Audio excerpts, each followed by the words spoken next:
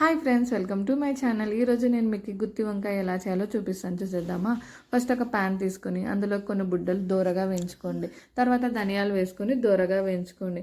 చూపించిన విధంగా వంకాయని కట్ చేసుకోవాలన్నమాట. ఏవైనా గట్టి వంకాయలు ఉంటే అవి యూజ్ చేయొద్దండి. తర్వాత మిక్సీ జార్ తీసుకొని అందులోకి బుడ్డలు, ధనియాలు, ఉప్పు, కారము, ఎల్లిపాయలు, సాంబార్ పొడి వేసుకొని మెత్తగా పొడి చేసుకోవాలన్నమాట. తర్వాత అందులోకి సన్నగా తరిగిన ఆనియన్స్ వేసుకొని బాగా మిక్స్ చేసుకొని చూపించిన విధంగా వంకాయలోకి అంతా ఫుల్గా పెట్టేసుకోవాలన్నమాట. అలా ఫుల్గా పెడితేనే మనం వంకాయ ఉడికినప్పుడు అనేది బాగుంటుంది అనమాట. ఇప్పుడు కుక్కర్ తీసుకొని అందులో కొంచెం ఆయిల్ వేసుకొని తిరువాత గింజలు, కరివేపాకు,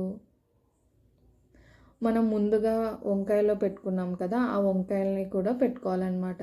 కొంచెం సేపు ఫ్రై చేసుకోండి. తర్వాత మిగిలిన బుడ్డల పొడి ఉంటుంది కూడా, అది కూడా వేసుకొని కొంచెం వాటర్ వేసుకొని బాగా మిక్స్ చేసుకోండి అనమాట.